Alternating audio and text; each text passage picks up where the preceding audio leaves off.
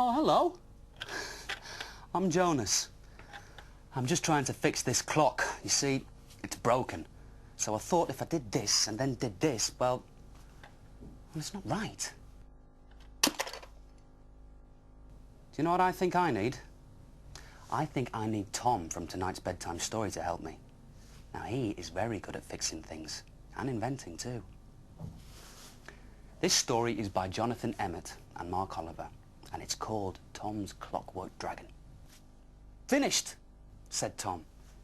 He wound up the little clockwork horse and watched it gallop across the workbench.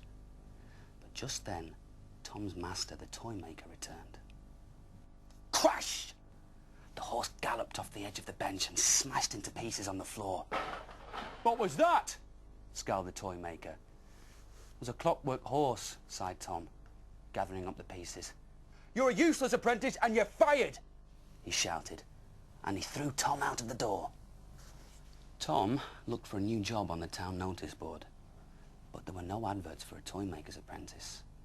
In fact, there was only one job advert, and it had been there for months. It said, wanted, brave knight to rid the kingdom of Flame Throttle, the ferocious, man-eating, treasure-stealing dragon. Salary, half of the dragon's treasure. Applied to the king. The king nearly fell off his throne laughing when Tom turned up at the palace. The advert was for a brave knight, not a foolish boy, he said, wiping his eyes. But since all the real knights have been eaten by the dragon, I suppose you might as well give it a try. But you need to be properly dressed, he added. Go and ask the armourer to knock you a suit in your size. The armoury was empty, except for a young girl named Lizzie. What do you want? She asked. A suit of armour, please, said Tom. Armour? Said Lizzie. You don't look like a knight. Well, you don't look like an armourer, said Tom. I'm not, said Lizzie. My dad is. But there are no proper knights left to make armour for, so he just stays in bed all day. I thought I'd have a go at making something while he wasn't here. What do you need armour for, anyway? I am going to get rid of the dragon, said Tom. You? You'll never do it. The only thing that would drive that dragon away is a bigger, scarier dragon. Drive it away, he repeated slowly to himself. I think I know what to do, he said. But I'm going to need your help.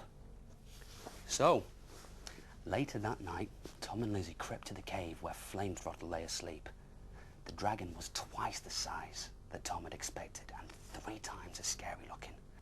The mouth of the cave was littered with armour, which was all that was left of the brave knights who dared to go inside. I think I know what to do, he said. But I'm going to need your help. So, later that night, Tom and Lizzie crept to the cave where Flame Throttle lay asleep.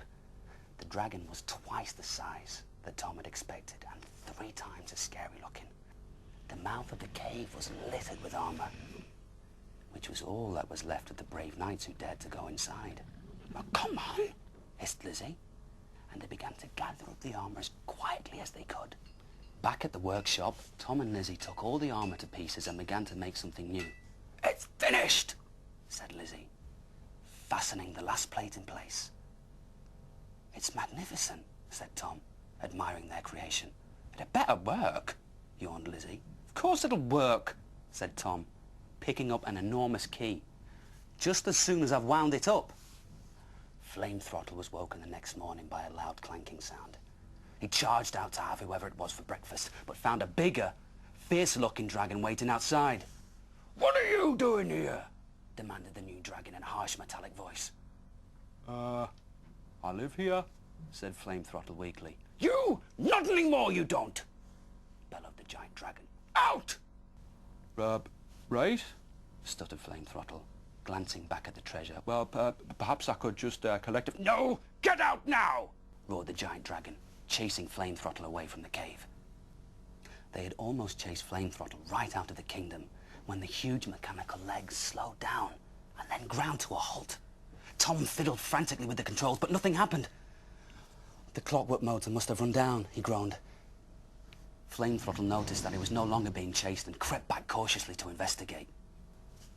There was something odd about this giant dragon. His skin was a bit too shiny and it moved in a strange way. So, what's that big key for? He asked. But then Tom had another of his ideas. Oh, but please, please, do not touch that, he called. It's very important. What did you tell him that for? Hissed Lizzie. So why is it important? Demanded Flame Throttle. Because I am a mechanical dragon, replied Tom. And if you turn that key, my legs will lock and I will not be able to chase after you. Oh, really? Said Flame Throttle gleefully. And he grabbed the key and he gave it a turn. Tom heaved a sigh of relief. His idea was working. Please, please, stop, whimpered Tom once more, or my jaws will lock and I will not be able to chomp you up. So, of course, Flame Throttle seized the key and turned it again until it would turn no more. Now I've got you, yelled Flame Throttle triumphantly.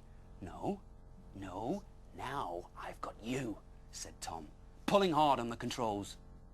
The fully wound clockwork dragon sprang up and lurched forwards with gaping jaws. Gah! Screamed Flame Throttle, and without stopping to see if the metal dragon's legs and claws were also working, he scrambled off and out of the kingdom and was never seen again. The king was pleased to be rid of the real dragon and delighted when Tom and Lizzie presented him with the clockwork dragon as well. In return, the king gave Tom and Lizzie half of Flame Throttle's treasure, just as promised. And they used the reward to set up a clockwork toy shop where they made and sold the most wonderful clockwork toys. The shop sold everything from clockwork archers to clockwork zebras. But their most popular toy was, well, can you guess? Yes, it was their little clockwork dragons, of course. And that story was called Tom's Clockwork Dragon. Now, I don't need to do anything to this alarm clock to make sure it wakes me up in the morning. And it's time for you to go to bed. So, I'll see you very soon for another bedtime story. Good night. So, if I pull this one here,